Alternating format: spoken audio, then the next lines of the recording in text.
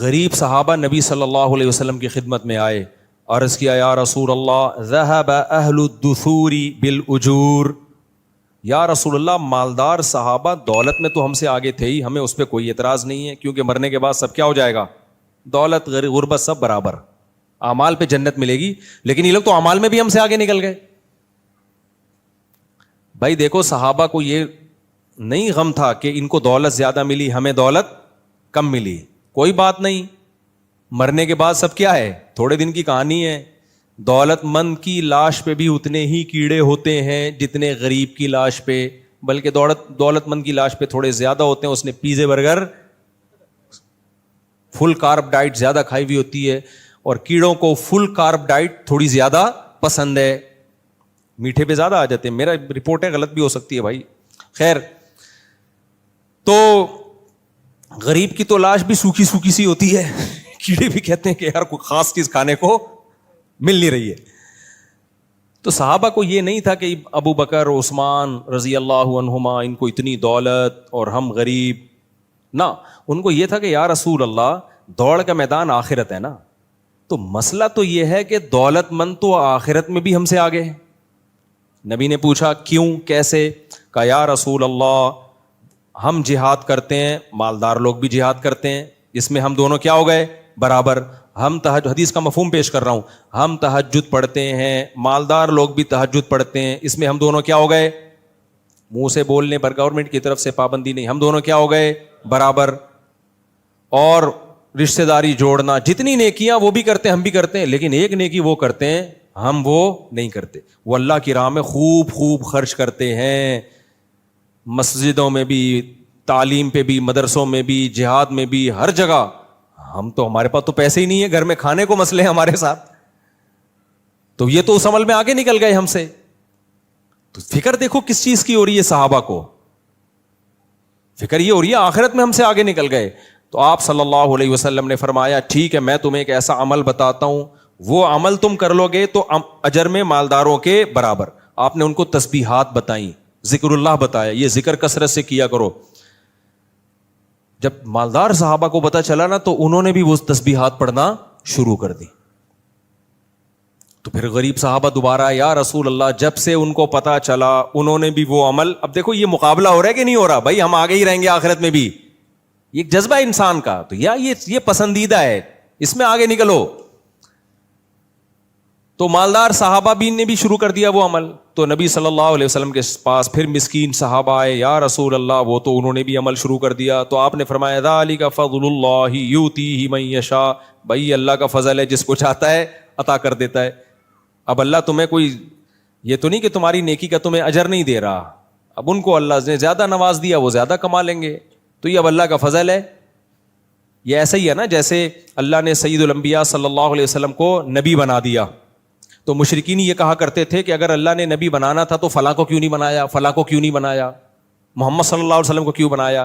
تو اللہ نے کیا جواب دیا قرآن میں کہ اللہ نے کسی کو غریب بنایا، کسی کو دولت مند بنایا، تو دولت مند بننا اور غریب بننا یہ تمہاری رائے پر نہیں ہے، یہ سلیکشن کس کی ہے؟ اللہ کی۔ حالانکہ یہ کم درجے کا معاملہ ہے، تو نبوت تو اس سے بھی اونچی چیز ہے، اس میں تمہاری رائے تھوڑی چلے گی، اس میں تو اللہ کی سلیکشن ہوگی، جس کو اللہ چاہے گا اس کو سلیکٹ کرے گا۔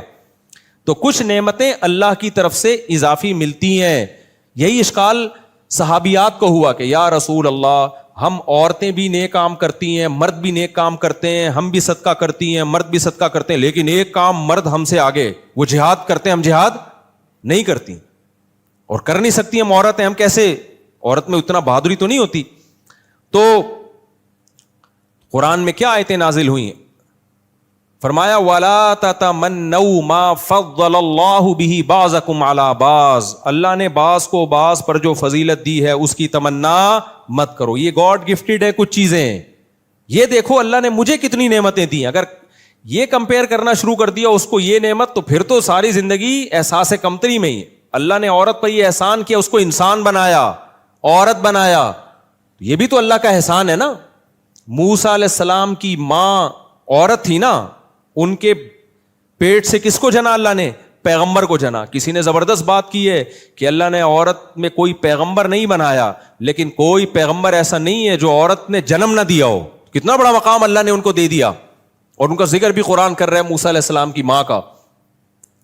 تو یہاں ایک اشکال کا جواب دے کے بس میں آگے چلتا ہوں, بلکہ اشکال تو نہیں ہے, اس کی ایک حکمت بیان کرتا ہوں کہ دیکھو اللہ نے مالدار کو فضیلت اس لحاظ سے دے دی کہ وہ نیکی بھی کرے گا, صدقہ بھی کرے گا, تو وہ آگے نکل جائے گا قیامت کے دن.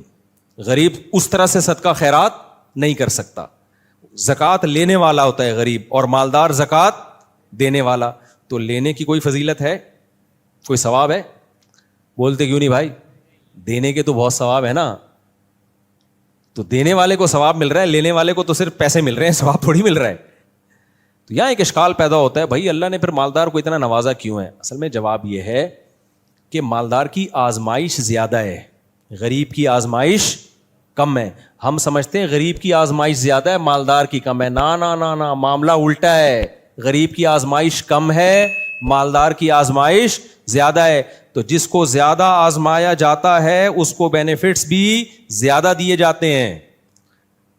جس سے ہارڈ ورکنگ والا کام لیا جاتا ہے اس کو سہولتیں زیادہ دی جاتی ہیں.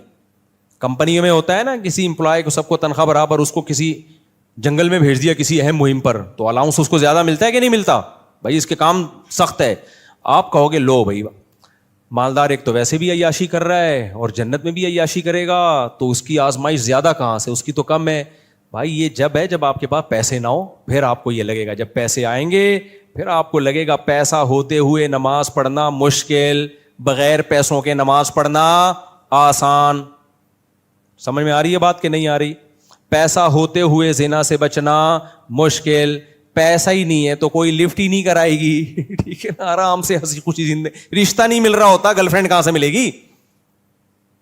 ایک آدمی نے مجھے بتایا, مالدار تھا, کہہ رہے میرے پاس بچپن میں پیسہ آ گیا جس سے میں اتنی سخت آزمائش میں پڑا. اس نے کہا جب تک پیسہ نہیں تھا کوئی آزمائش نہیں تھی, نماز پڑھتا تھا, داڑھی رکھ لی میں نے.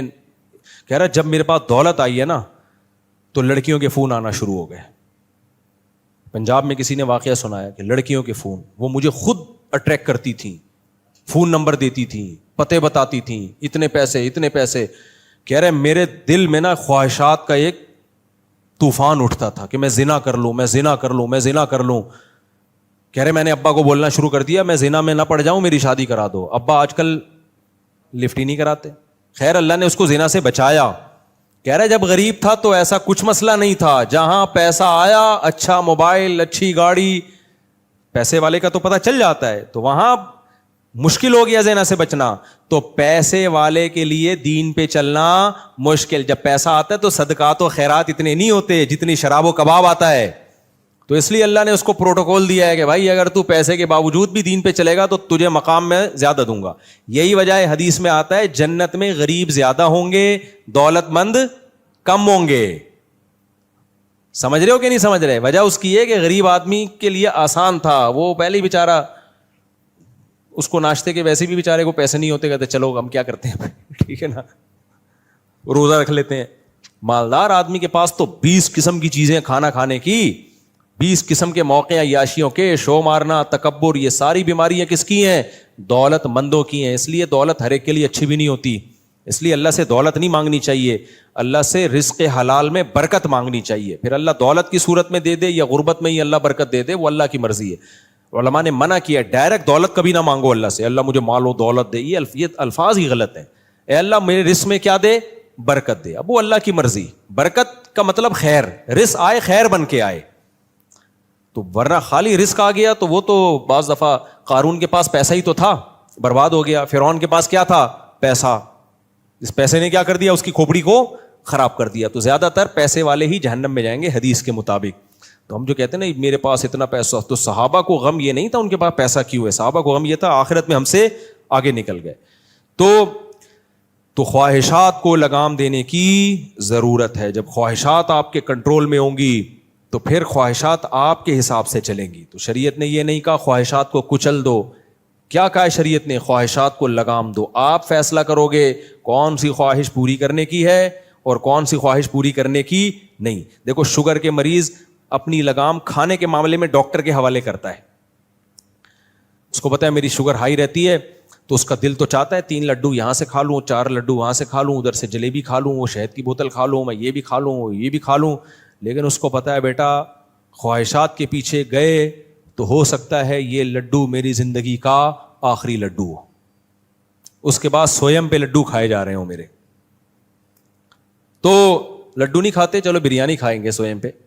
تو وہ ڈاکٹر سے پوچھتے ہیں, ڈاکٹر صاحب لڈو کھا سکتا ہوں؟ ڈاکٹر کہے گا بھائی آرٹیفیشل لڈو کھا سکتے ہو, جو دیکھنے میں میٹھا لگے حقیقت میں میٹھا. ایسے بھی آتی ہے نا, چائے میٹھی پی سکتے ہو, یعنی وہ والی میٹھی جو شوگر کے مریض وہ ہوتی میٹھی ویٹھی نہیں ہے, وہ تھوڑا سا وہ پتہ نہیں کوئی کیمیکل ڈالتے ہیں, اس سے ڈائٹ بوتل ہوتی ہے جیسے. تو ڈاکٹر بتائے گا یہ خواہش, ہاں ڈاکٹر یہ نہیں کہے گا کھاؤ نہیں, ڈاکٹر کہے گا یہ کھاؤ یہ نہیں کھاؤ. اگر کوئی ڈاکٹر ایسا ہے کہ کھانا پینا ہی چھوڑ دو, پھر آپ وہ ڈاکٹر ہی چھوڑ دو گے, کھانا پینا نہیں چھوڑو گے. کوئی مذہب اگر آپ سے یہ کہتا ہے کہ دنیا ہی چھوڑ دو, ننگ دھڑا ہو جاؤ, ساری خواہشات کو چل دو, تو بھائی وہ مذہب ہی چھوڑ دو, پھر وہ مذہب دین فطرت نہیں ہو سکتا. تو اسلام ہے جو اعتدال کا راستہ سکھاتا ہے. خواہشات نہیں چھوڑنی ہے, خواہشات کو لگام دینا ہے. اس لیے تو میں ولاگ بنا بنا کے ڈالتا ہوں تاکہ یہ تصور لوگوں کی کھوپڑی سے نکلے کہ مذہبی آدمی تیرتا ہوا, گھوڑے پہ دوڑتا ہوا, جنگل میں ہرن کا شکار کرتا ہوا تمہیں برا کیوں لگ رہا ہے. یہ کانسیپٹ دماغ سے کیا کرو, ختم کرو. بہت نیگیٹو, ابھی میرا ہرن کا جو شکار کا جو ولاگ کیا نا اس پہ بہت نیگیٹو کمنٹس آئے ہیں, بہت زیادہ. ابے کیا کر رہے ہو, ابے یہ مولویوں والی حرکتیں ہیں, ابے مولویوں تو کیا ہو گیا بھائی, مولویوں والی حرکتیں کوئی الگ سی نہیں ہوتی ہیں. جو بھی جائز حرکت ہے وہ سارے مولوی بھی کیا کر سکتے ہیں, کر سکتے, کوئی حرج نہیں ہے اس میں. تو جائز ہے یہ, تو جائز نہ ہاں نامناسب نہ ہو. بعض جائز انٹرٹینمنٹ ہوتی ہے لیکن وہ علماء پہ سوٹ نہیں کرتی ہیں. ابھی جیسے میں کینیڈا گیا نا, تو انہوں نے میری ہیلی کاپٹر پہ سواری کا انتظام کیا ہوا تھا. جاپان میں گیا, ارشاد بھائی نے گن پوائنٹ پہ ہیلی کاپٹر میں بٹھایا, ہم نے کہا چلو گھوم کے آ جاتے ہیں.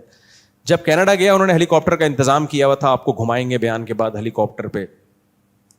مجھے دل پہ بہت بوجھ تھا کہ یار کیا ہیلی کاپٹر پہ بچوں کی طرح میں شکار, تو ایک شکار جو ہے نا وہ تو ایک وہ خاندانی لوگوں کا کام ہے. میں نہیں کہہ رہا میں بہت خاندانی ہوں, لیکن شکار میں دلچسپی ہمیشہ سے کن کو رہی ہے, خاندانی لوگوں کو. اسماعیل علیہ الصلوۃ والسلام جو تھے نا, نبی صلی اللہ علیہ وسلم نے صحابہ کو تیر اندازی کی ترغیب دی تو آپ نے فرمایا ارمو فإن اباکم کان رامیا, تیر لگاؤ سیکھو تیر اندازی, اس لیے کہ تمہارے باپ اسماعیل وہ تیر انداز تھے, ان کا گزر بسر شکار پہ تھا. شکار پیغمبروں نے کیا ہے بھائی. جو ویجیٹیرین ہے ان کو اشکال ہوتا ہے, ہائے بیچارہ ہرن. کچھ لوگوں کے یہ بھی کمنٹ تھے, ہائے بیچارہ ہرن. تو یہ نہیں دیکھ رہے بیچارہ مفتی صاحب پورا افریقہ کا جنگل گیا اور ایک ہرن بھی شکار کر کے نہ لائے, اس پہ ترس نہیں آ رہا, ہرن پہ ترس آ رہا ہے. ہاں ہرن کو مارنا برائے مارنا یہ حرام ہے اسلام میں. آپ اس کو ماریں کس کے لیے, کھانے کے لیے, انسان کے کام آئے گا, پھر ٹھیک ہے. تو ہم نے تو کھایا کم صدقہ زیادہ کیا, وہ ہرن انسانوں کے کام آیا. بہت سے 2 ہرن تو پورے انہی کو پکڑا دیے جو بیچارے گئے تھے ہمارے ساتھ, وہ تو خوش ہو گئے. تو ایک ہرن قتل ہوا ہے لیکن اس کے بدلے میں کتنے غریبوں کا پیٹ بھرا ہے. تو اگر مار کے پھینک دیں پھر یہ حرام ہے. یہ تو آپ انٹرٹینمنٹ کے لیے کہ جانور کی جان کو ضائع کر رہے ہو, تبھی ہم حرام جانوروں کا شکار نہیں کرتے, کیونکہ وہ ظلم ہے, کھانا ہے نہیں اس کو, خام خواہ میں کیوں مار رہے ہو. تو ایسے تو ہم بھائی ایک پرندہ مارنا بھی حرام سمجھتے ہیں. ہاں جب جانور کا شکار ہم حلال سمجھیں گے جب اس کا فائدہ کس کو ہو, انسانوں کو. تو انسانوں کا پیٹ بھرے گا, ہم نہیں کھائیں گے تو شیر کھا جائے گا اس کو. کوئی نہ کوئی تو ہرن کو بالآخر کھاتا ہے, جب بڈھا ہو جاتا ہے نا ہرن تو پھر بھاگ بھی نہیں سکتا, تو شیر ہی آ کے کھائے گا. تو شیر سے بہتر نہیں ہے کون کھا لے, جمشید کھا لے, غفار کھا لے, وسیم کھا لے, یہ زیادہ بہتر ہے. کیا خیال ہے؟ تو اسلام کے جو بھی جائز چیزیں ہیں ان کو جب آپ ڈیپ میں جا کے غور کرو گے تو وہ انسانیت کا اس میں فائدہ ہی ہے. تو وہ ہیلی کاپٹر کا میں قصہ سنا رہا تھا, تو مجھے انہوں نے کہا کینیڈا میں آپ کے بیان کے بعد ہم نے ہیلی کاپٹر کی رائڈ رکھی ہے, تو بہت زیادہ ہے. پھر میں نے آخر میں کہا یار مجھے لگا تھا بیچاروں نے انتظام کیا ہے, تو میں نے کہا بھائی یہ رائڈ میں نہیں کروں گا, یہ بچوں کے کھیل ہیں, ہوا میں یوں پتنگوں کی طرح ہیلی کاپٹر میں اڑنا, اور میں نے کہا یہ اس میں مجھے دلچسپی بولو نہیں. تو وہ زبردستی کینسل کروائی. یہ میں نے کہا علماء پہ سوٹ بھی نہیں کرتا نا, یہ جہاز میں جا رہے ہیں تو ولاگ بنا رہے ہیں, میں پائلٹ کے ساتھ بیٹھا ہوا ہوں, یا میں یوں, یہ تو عجیب سا چھچور پنا سا لگتا ہے. تو جو جائز چیز ہے پائلٹ کے ساتھ, چلو پائلٹ کی حوصلہ افزائی کے لیے بھی سمجھ میں آتا ہے, لیکن ہیلی کاپٹر کا مجھے سمجھ میں نہیں آتا. تو ان کو میں نے سختی سے منع کر دیا. ہاں جو نیاگرا فال ہے وہ قدرت کا ایک شاہکار ہے, وہ تو ہم دیکھیں گے, دیکھنے جائیں گے, انجوائے کریں گے. کسی کو تکلیف ہوتی ہے جلائیں گے. تو کیوں تکلیف ہو رہی ہے تمہیں بھائی, تمہیں اللہ نے پیسہ دیا تم بھی چلے جاؤ, نہیں دیا تو دعا کرو اللہ دے دے ہم بھی جا کے چلے ہیں. تو یہ تو جب ہم دوسروں کو دیکھتے تھے ہم یہی دعا کرتے تھے اللہ ہمیں بھی دے دے, ہم بھی چکر وکر لگا لیں. نہیں دیا تو کوئی ٹینشن بھی نہیں آتے تھے کہ چلو بس نہیں ہے تو بیٹھو آرام سے. اور ویسے بھی میں کون سا کینیڈا اپنے خرچے پہ گیا ہوں, مجھے تو اسپانسر کیا تھا, بیانات کے لیے بلایا تھا, ہیلی کاپٹر میں گھمانے کے لیے. یہ تبلیغی دورہ تھا میرا جو بیانات کے لیے تھا. یہ گھمائی پھرائی تو ضمناً غریبی میں چل رہی ہوتی ہے. میرے بیرون ملک دورے تفریحی نہیں ہوتے, تبلیغی دورے ہوتے ہیں. اس تبلیغی دوروں میں بیچ میں وہ لوگ میری خوشی کی خاطر کچھ چیزیں ایڈ کر دیتے ہیں, تو اس پہ گورنمنٹ کی طرف سے کوئی پابندی نہیں ہے. اور مجھے جو انٹرٹینمنٹ کا جو شوق ہے وہ بڑا اچھے قسم کے شوق الحمدللہ پالے ہوئے ہیں. مثال کے طور پر میں جب کینیڈا گیا نا تو نارتھ پول ہم نے سفر کیا ہے, جہاں 6 مہینے دن اور 6 مہینے رات ہوتی ہے, بالکل دنیا کا آخری کنارہ. میں نے کہا یہ لازمی جائیں گے, اور وہ 3 فلائٹیں, اس کا میں نے بڑا خاندانی ولاگ بنایا ہے, وہ آپ دیکھیے گا, لازمی مزہ آئے گا انشاءاللہ. کیونکہ یہ ایک دنیا کا کنارہ دیکھنے کا کس کو شوق نہیں ہے بھائی, نارتھ کا and of the world. Norway میں بھی ہے, وہاں بھی انشاءاللہ اللہ نے توفیق دی تو جاؤں گا. خیر, تو اصل بات جو چل رہی تھی میں اسی کی طرف آتا ہوں. کیا بات چل رہی تھی, دائیں بائیں بہت ہو گئی ہے. تو خواہشات کو کیا کرنا ہے, کنٹرول, حلال اور حرام میں فرق. تو یہی قرآن کی دعوت ہے کہ انسان جلباز ہے, وہ حلال و حرام میں فرق کیے بغیر, یہ دیکھے بغیر کہ اس کا مجھے فائدہ ہوگا یا نقصان ہوگا, بے لگام ہو کر خواہشات کے پیچھے بھاگتا چلا جاتا. جیسے کسی ٹھرکی کو کوئی لڑکی نظر آ جائے نا, کوئی خوبصورت سی لڑکی, بس آج کل نوجوان یہی کر رہے ہیں, بیٹھے ہوئے ہوں گے کہیں. ایک حکیم صاحب نے مجھے بتایا, اللہ ان کی مغفرت فرمائے, ویسے تو ابھی زندہ ہیں لیکن بوڑھے ہو گئے, ان کسی کو پتہ نہیں چلے گا کس کی بات کر رہا ہوں. انہوں نے مجھے اپنا واقعہ سنایا, مجھے کہنے لگے میری 2 بیوی ہیں. میں نے کہا ماشاء اللہ. کہنے لگے میں بہت ٹینشن میں ہوں. میں نے کہا کیوں بھائی؟ کہتے ہیں میں اپنی کلینک میں یا مطب میں بیٹھا ہوا تھا, اچھا بھلا شادی شدہ تھا, پہلی بیوی بڑی خاندانی شریف شرفا, اس سے بچے بھی. تو یہاں سے کوئی لڑکی خوبصورت سی گزر کے گئی اپنی ماں کے ساتھ. اللہ معاف فرمائے, کسی کو پتہ تھوڑی ہے کس کی بات کر رہا ہوں, اس لیے کوئی غیبت نہیں ہے. کہہ رہے ہم میں ایسی ٹھڑک, ہم بھی پیچھے پیچھے نکل لیے. کہہ رہے بڑی خوبصورت سی کوئی جا رہی تھی, بے پردہ سی تھی, بال وال کھلے ہوئے, بڑی ماڈرن ٹائپ کی. تو کہہ رہے مجھے بڑی اچھی لگی, میں یہیں پر کوئی ماجون کھا کے اللہ معاف فرمائے بیٹھے ہوئے ہوں گے. تو کہہ رہے مجھے نظر آئی تو ٹھڑک نکل لی, ہم بھی پیچھے. ابے تو آپ کوئی خاندان دیکھو اس کا. کہہ رہے ہیں جاتے جاتے میں نے اس کا گھر تلاش کر لیا, بس اٹریکشن روڈ پہ پسند آ گئی. تو میں نے پیغام بھیجا, پیسہ ویسا دیکھ کے انہوں نے شادی کر دی. وہ اتنی بد اخلاق نکلی, کہہ رہے میرا تو سر گنجا ہو گیا اس کی وجہ سے, کبھی منہ سے تمیز سے بات کرتی نہیں, عذاب میں آ گئی ہے زندگی. تو میں نے کہا حکیم صاحب یہ کون سا طریقہ ہے یار, کوئی روڈ پہ چلتی ہوئی لڑکی جا رہی ہے پیچھے نکل لی ہے اس کے. تو یہ ہے خواہشات بے لگام, جہاں دل چاہ رہے وہاں نکل لیے. ہمارے ایک استاذ کراچی کے کسی علاقے میں تھے, علاقے کا نام نہیں بتاؤں گا, امام تھے وہ مسجد کے. تو کہنے لگے میں امام تھا تو وہاں اللہ معاف فرمائے, کہہ رہے وہ خاص علاقہ ہے, بہت ہی عجیب قسم کے وہاں کا کلچر ہے. کہتے ہیں میں نے وہاں کے بوڑھوں کو دیکھا, کوئی نماز روزہ نہیں, ایسے ٹھرکی بوڑھے, یہ ان کے الفاظ ہیں, ہمارے حدیث کے استاذ تھے وہ. کہتے ہیں ایسے ٹھرکی بوڑھے بیٹھے رہتے تھے تھڑے پہ نا, باہر ہوٹلوں پہ, کوئی کام دھندا نہیں ان کا, بس بیٹھے ہوئے ہیں, چائے چل رہی ہے.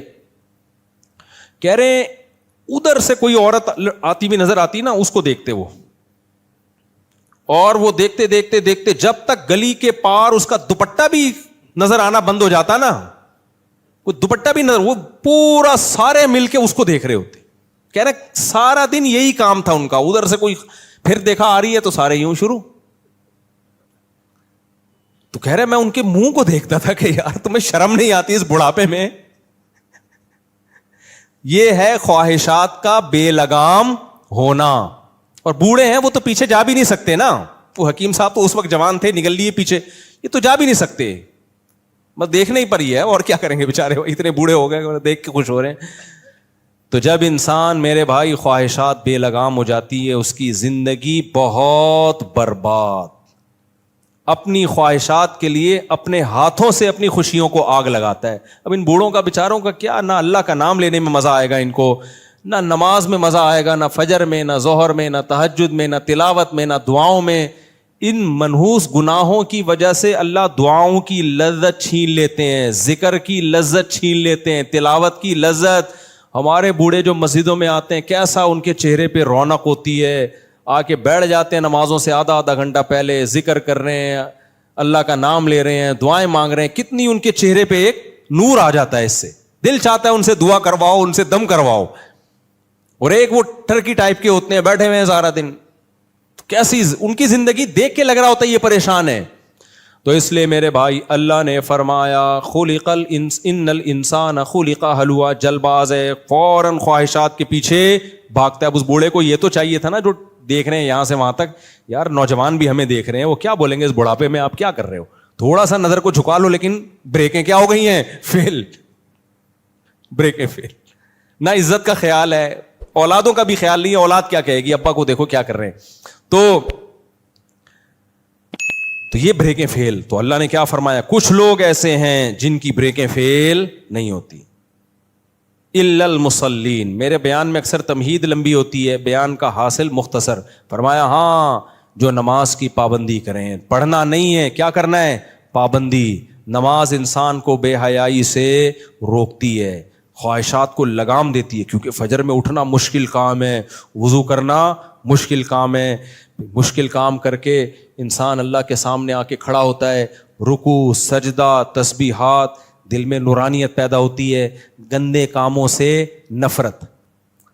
جیسے نمازی کو گندا جسم پسند نہیں ہوتا کیونکہ وہ پاک صاف رہتا ہے, ایسے گندا عمل سے بھی اس کو کیا ہو جاتی ہے, نفرت. یہاں لوگ ایک اشکال کرتے ہیں کہ ہم نے تو بڑے بڑے نمازی دیکھے ہیں الٹے کام کرتے ہوئے, بے حیائی کے کام کرتے ہوئے.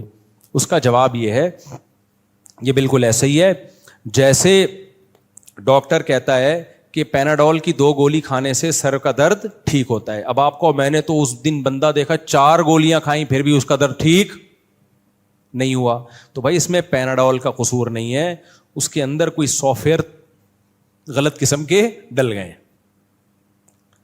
یا اس کو درد ہی کوئی الگ ٹائپ کا ہو رہا ہے, یا وہ پیناڈول کھا کے بھی اتنا زیادہ وہ درد والے کام کرتا رہے سر کے درد کے کہ اس کا درد اس سے ٹھیک نہیں ہو رہا.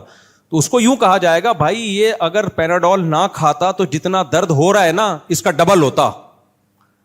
تو اسی سے خوب سمجھ لو, قرآن کہہ رہے نماز انسان کو بے حیائی سے روکتی ہے. نمازی آدمی بے حیائی سے دور ہوتا ہے, نماز میں یہ طاقت ہے کہ بے حیائی سے روکتی ہے انسان کو, برے کاموں سے روکتی ہے. اگر کوئی نمازی برے کام کر رہا ہے تو سمجھ لو اگر یہ نماز نہ پڑھتا تو یہ برے کام ڈبل کر رہا ہوتا. تو یہ نماز کا قصور نہیں ہے, یہ ہے ہی اتنا نالائق کہ اس کی نماز نے روکا تو ہے لیکن پورے طور پہ روک نہیں پائی, یا یہ نماز پڑھ نہیں رہا ہے, ڈرامے کر رہا ہے. یہ نماز پڑھنا ہے خشوع و خضوع کے ساتھ ہوتا ہے نا, فارمیلٹی پوری کرنا تھوڑی ہوتا ہے. آج کل کیسے نماز پڑھی جا رہی ہے, اٹھے عادت پڑی ہوئی آئے روبوٹ کی طرح پنکھوں کا حساب کیا 4 رکعتوں میں. وہ اکثر میں لطیفہ سناتا ہوں نا, ایک امام نے 4 رکعت کے بجائے 3 کے بعد سلام پھیر دیا. ایک آدمی نے کہا 3 پڑھی ہیں آپ نے. امام نے کہا سارے بے وقوف ہیں کیا, کسی نے لقمہ نہیں دیا, تو اکیلا, تجھے کیسے پتا چلا 3 پڑھی ہیں؟ کہہ رہے میری 4 دکانیں ہیں تو ہر رکعت میں ایک دکان کا حساب و کتاب چل رہا ہوتا ہے نا, تو ابھی 3 دکانیں کمپلیٹ ہوئی تھی, آپ نے سلام پھیر دیا. تو یہ والی نماز بے حیائی سے روکے گی انسان کو, ہے بھائی؟ سارے مسائل کس میں چل رہے ہوتے ہیں, پھر ہل اتنا رہے ہوتے ہیں, نہ ظاہری خشوع ہے نہ باطنی خشوع. ہمارے حضرت مفتی رشید احمد صاحب رحمہ اللہ تعالی نماز میں ہلنے پر اتنا ناراض ہوتے تھے, فرماتے تھے ویسے صحیح کھڑے ہوگا, یہ بالکل آرام سے نا صف میں ایسے تمیز سے بیٹھا ہوا ہوگا, جب اقامت ہو رہی ہے پھر بھی تمیز سے کھڑا ہوگا, نہ کہیں کھجلی ہو رہی ہے اس کو, نہ کہیں خارش ہو رہی ہے, کچھ بھی نہیں ہو رہا, نہ اس کے ساتھ والے کو کچھ خارش وارش ہو رہی ہے, دونوں آرام سے. جیسے ہی نیت باندھی, کبھی یہاں کھجا رہا ہے, دیکھا ہوگا آپ لوگوں نے, کبھی یوں شروع ہو جائے گا, کبھی ناک میں انگلیاں گھما پھر مطالعہ بھی کر رہا ہے کیا نکلا اس میں سے, رپورٹ طلب کر رہا ہے کہ یہ رپورٹ آئی بھی ہے کہ یہ ہوائی بس گھمایا ہے, کبھی یوں ہل رہا ہے, کبھی یوں ہل رہا ہے, کبھی کیا کر رہا ہے. تو یہ کیا ہے بھائی؟ قرآن تو کہہ رہا ہے قوموا للہ قانتین, خشوع و خضوع کے ساتھ اللہ کے سامنے کھڑے ہو جاؤ, خشوع و خضوع کے ساتھ. تو خشوع و خضوع میں دل کا خشوع بھی ہے, دل تو اپنے اختیار میں نہیں ہے, جتنا لگا سکتے ہو لگاؤ, اور ظاہری لحاظ سے بھی خشوع و خضوع پیدا کرے انسان, اس کے آداب کا خیال کرے, تو پھر نماز انسان کو بے حیائی سے روکتی ہے, جلد بازی کی عادت ختم کرتی ہے نماز انسان کے اندر سے. وہ پھر خواہشات کو لگام دینا شروع, کرتا ہے. الا المصلین, اللہ نے آگے فرمایا الذین هم علی صلاتهم دائمون, خالی نماز پڑھنا کافی نہیں ہے, نماز پہ پابندی کرتے ہیں. پابندی کرنا آسان کام نہیں ہے. دیکھو قرآن نے کسی گناہ کے بارے میں نہیں کہا کہ بہت مشکل ہے, نماز کے بارے میں اللہ نے کہا انہا لکبیرۃ الا علی الخاشعین, یہ بہت مشکل کام ہے سوائے ان لوگوں پہ جن کے دلوں میں اللہ کا خوف ہے. تو اللہ نے خود مانا ہے پڑھنا مشکل نہیں ہے, پڑھتے رہنا کہ کبھی بھی زندگی میں قضا نہ ہو, یہ مشکل کام ہے. تو یہ مشکل کی جس کو توفیق مل جائے وہ بہت بڑا کامیاب ہے. ہمارے ایک ہندوستان سے رشتہ دار آئے تھے, ہم جو میری عمر 10-12 سال تھی, تو میں نے کئی بار یہ پہلے بھی بیان میں واقعہ سنا, یہ میں صرف موٹیویشن کے لیے سناتا ہوں کہ بھائی ایسی نماز ہونی چاہیے. نمازی آدمی کو ہر وقت فکر ہوتی ہے, جو آرام سے بیٹھا ہوا ہے نا, پڑا ہوا ہے آرام سے, گھڑی نہیں دیکھ رہا بار بار, اس کا مطلب وہ نمازی نہیں ہے. نمازی جہاں بھی جائے گا نا بار بار گھڑی دیکھے گا, یار نماز میں ٹائم کتنا ہے, قریب میں کوئی مسجد ہے تو جماعت ہونے والی ہے کہ نہیں ہونے والی. دیکھو میرے لیے اب مشکل ہو گیا ہے, میں کہیں سفر میں جاتا ہوں, پہلے میں اس کا اہتمام کرتا تھا جماعت ہونے والی ہے کہیں قریب, کیونکہ سفر میں بھی اگر قریب میں مسجد ہے تو جماعت سے نماز پڑھنی پڑے گی آپ کو, اگر قریب میں مسجد ہے. کیونکہ لوگ جاتے ہیں پنجاب 10 دن کے لیے, جماعتیں چھوڑ رہے ہوتے ہیں, ہم تو مسافر ہیں. او بھائی آپ ٹھیک ہے شرعی لحاظ سے مسافر ہو, مگر یہاں تو آپ نے اسٹے کیا ہوا ہے نا, ٹھیک ہے 2 رکعت پڑھو گے, لیکن مسجد اگر قریب میں ہے تو پھر تو امام کے پیچھے پڑھنی پڑے گی. مسجد کی جماعت چھوڑنا آپ کے لیے جائز تھوڑی ہے. ہاں ٹریولنگ کے دوران کہیں بس نکلنے کا خطرہ ہے یا کوئی وہاں, وہ ایک الگ مسئلہ ہے, اس میں ٹھیک ہے آپ مسجد کی جماعت چھوڑ سکتے ہیں. اب ہمارے لیے مسئلہ یہ ہو گیا کہ اب مشہور ہونے کی وجہ سے کہیں کراؤڈ میں جانا بہت مشکل ہو گیا. سیلفیاں ویلفیاں اتنی کہ وہ آدھے گھنٹے کا کام 2 گھنٹے, پھر سیکیورٹی کے مسائل. تو اب میں بعض دفعہ نہیں جاتا مسجد میں, کہیں جا رہا ہوتا ہوں یار گھر پہ پڑھ لیں گے یا راستے میں پڑھ لیں گے. لیکن مسئلہ شرعن یہی ہے کہ نمازی آدمی ہر وقت کیا کرے گا, تھوڑی تھوڑی بعد گھڑی دیکھے گا, یار نماز کا ٹائم تو نہیں ہو گیا. تو میں وہ واقعہ سنا رہا تھا, ہمارے ایک رشتہ دار آئے انڈیا سے, میری عمر 10-12 سال تھی اس وقت, ان کی عمر تھی 70 سال. تو ہم سب گھر والے ان کو لے کر گئے کلفٹن گھمانے کے لیے. چلو جی آپ کو کیا دکھاتے ہیں ہم, کلفٹن. اچھا ہم نے اپنی دادی سے اور اپنے والد وغیرہ سے سنا کہ ان کی زندگی میں کبھی نماز قضا نہیں ہوئی. 70 سال کا بندہ اور بالغ ہونے سے لے کے اب تک کبھی نماز قضا نہیں ہوئی. یہ نہیں کہ ذمے میں نہیں ہے, قضا ہی نہیں ہوئی. کتنا اہتمام کیا ہوگا بھائی. تو میں نے کہا یار یہ ایسا کیسے ہو سکتا ہے, بعض دفعہ سوتے میں نکل جاتی ہے, بعض دفعہ بھول گیا انسان, کوئی کام میں مشغول ہو گیا. حدیث میں آتا ہے لیس فی النوم تفریط, کسی کی آنکھ ہی نہیں کھلی تو اس کو گناہ نہیں ملے گا. اس نے انتظام کیا تھا اٹھنے کا لیکن نہیں کھلی تو وہ تو معذور ہے نا. تو یہ تو ہو سکتا ہے, لیکن کتنا اہتمام کیا ہوگا ایک بندے نے کہ کبھی سوتے میں بھی نہیں ہوئی قضا. یعنی ایسا ان کا سونے جاگنے کا پورا اہتمام تھا. خیر جب ہم ان کو تفریح پہ لے کر گئے نا, تو ان کا جو ہم نے عمل دیکھا اس سے مجھے یقین ہو گیا کہ ان کے بارے میں جو رپورٹ ہے وہ غلط نہیں ہے. بھائی ہم ان کو جھولوں میں لے کے, وہ 70 سال کے جھولے کیا جھولتے, لیکن جو بھی ان کے حساب کے جھولے تھے یا جو بھی ان کو دکھانا تھا, بار بار بھائی مغرب کا ٹائم ہو گیا, سورج غروب ہو گیا, بار بار. ابے ہم نے کہا بھائی یہ تو کسی تفریح میں دلچسپی نہیں لے رہے, ان کو تو بس اس سے مغرب کا ٹائم ہو گیا, ظہر کا ٹائم ہو گیا, عصر کا ٹائم ہو گیا, عشاء کا ٹائم ہو گیا. میں نے کہا بھائی واقعی یہ کیا ہے, واقعی یہ نمازی ہیں. آج کل نمازی لوگ بیمار ہوئے, نمازیں چھوڑ دیں, کوئی وضو کرانے والا نہیں ہے, بار بار کپڑے چینج کرنا بہت ٹینشن ہے. ایکچولی اب دیکھیں کیسے, ایسے تو عجیب عجیب سے اسٹائل ہوتے ہیں لوگوں کے. جہازوں میں بیٹھے ہیں, پڑے سو رہے ہیں, فجر کا ٹائم گزر گیا, ظہر کا ٹائم, ابے بھائی جہاز ہے, سفر ہے, اور کچھ پڑھ رہے ہوتے ہیں لیٹے لیٹے پڑھ رہے ہوتے ہیں. ابے بھائی یہ لیٹے لیٹے تو اس کے لیے ہے جو کھڑے ہو کے نہ پڑھ سکے, وہ بیٹھ کے پڑھے. جدھر منہ ہے ادھر منہ اٹھا کے پڑھ رہے ہیں نماز. تو قبلہ اللہ نے ایسے ہی بنا دیا.